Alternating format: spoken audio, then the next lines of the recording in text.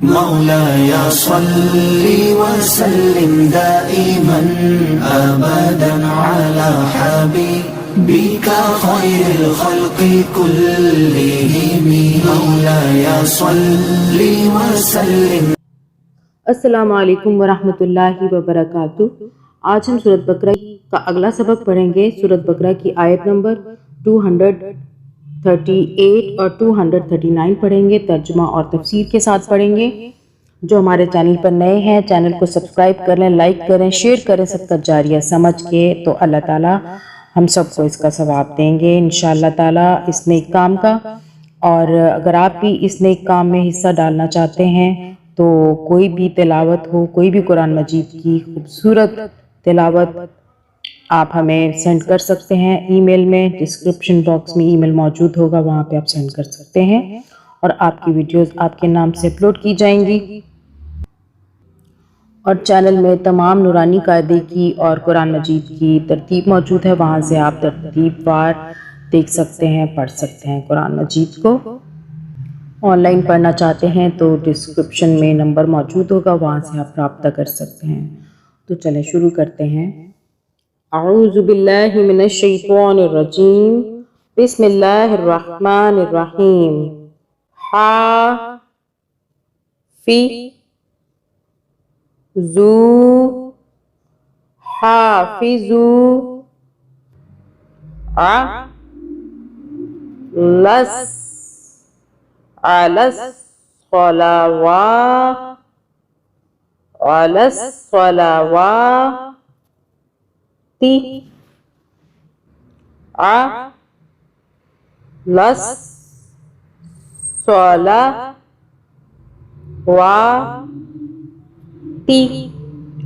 अलस सलावाती वस सला वसला तिल वसला तिल वुस्ता वसला तिल वुस्ता व कू मु वक़ूमू लिल्लाहि लिल्लाहि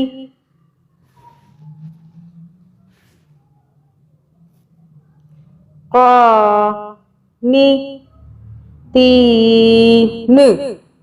क़ानितीन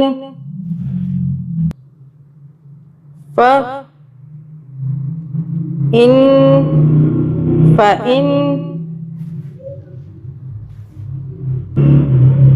खिफ़्तुम खिफ़्तुम फ़इन खिफ़्तुम फ़रिजा फ़रिजालन फ़रिजालन औ रुक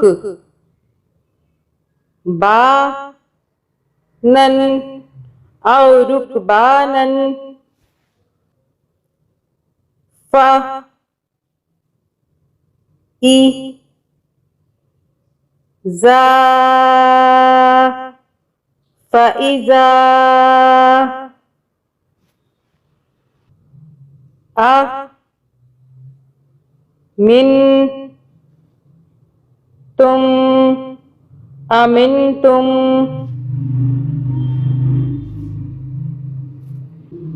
फज कु रुल्लाह फज़कुरुल्लाह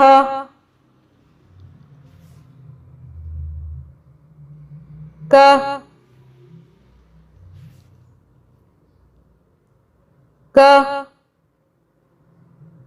मा कमा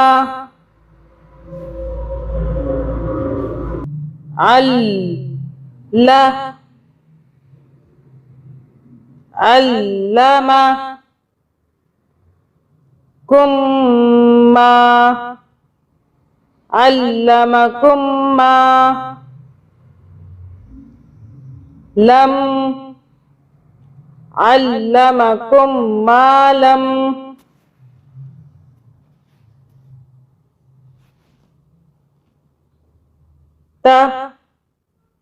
तकूनु तकूनु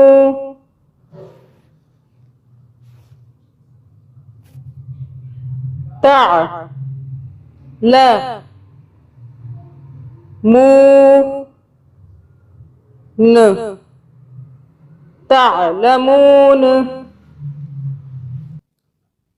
औज़ु बिल्लाहि मिनश शैतानिर रजीम बिस्मिल्लाहिर रहमानिर रहीम हाफिज़ू अलस सलावाति वस्सलातिल वुस्ता वक़ूमू लिल्लाहि क़ानितीन फ़इन ख़िफ़्तुम फ़रिजालन औ रुकबानन फ़इज़ा अमिनतुम फ़ज़्कुरुल्लाह कमा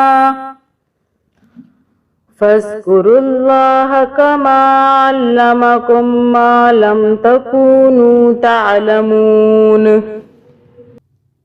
तमाम नमाजों का पूरा पूरा ख्याल रखो और ख़ास तौर पर बीच की नमाज का, और अल्लाह के सामने बाअदब फरमा बरदार बनकर खड़े हुआ करो।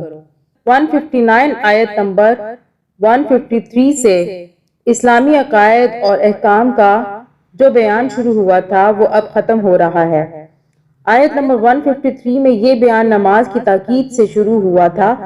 अब आखिर में दोबारा नमाज की ये अहमियत बयान की जा रही है कि जंग के शदीद हालात में भी इम्कान की आखिरी हद तक इसका ख्याल रखना जरूरी है। बीच की नमाज से मुराद असर की नमाज है। इसका खास तौर पर इसलिए जिक्र किया गया है कि आम तौर से इस वक्त लोग अपना कारोबार समेटने में मशगूल होते हैं और इस मशगूलियत में बेपरवाही होने का इम्कान ज्यादा है। और अगर तुम्हें दुश्मन का खौफ लाहक हो तो खड़े खड़े या सवार होने की हालत ही में नमाज पढ़ लो। फिर जब तुम अमन की हालत में आ जाओ तो अल्लाह का जिक्र इस तरीके से करो जो उसने तुम्हें सिखाया है, जिससे तुम पहले ना वाकिफ थे। जंग की हालत में जब बाकायदा नमाज पढ़ने का मौका ना हो, इस बात की इजाजत है कि इंसान खड़े खड़े इशारे से नमाज पढ़ ले, अलबत्ता चलते हुए पढ़ना जायज नहीं। अगर खड़ा होने का भी मौका ना हो तो नमाज कज़ा करना भी जायज है। أنت نور الله فجرا جئت بعد العسر يسرا ربنا أعلاك قدرا يا إمام